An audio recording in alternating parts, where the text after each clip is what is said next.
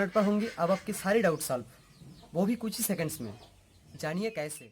आपको करना क्या है, जिस भी सवाल या क्वेश्चन में या डाउट में आप फंसे हैं, आपको बस उस क्वेश्चन की फोटो खींचनी है। क्वेश्चन की फोटो खींचने के बाद आपको उस क्वेश्चन को अच्छी तरीके से क्रॉप कर देना है। जैसे ही आप उस क्वेश्चन क्रॉप कर लेंगे, आप बस सबमिट वाला बटन दबाइए और सबमिट वाला बटन दबाते ही आप देखेंगे कुछ ही सेकंड्स में आपको उस क्वेश्चन का वीडियो सोल्यूशन मिल जाएगा, वो भी एकदम टॉप पे।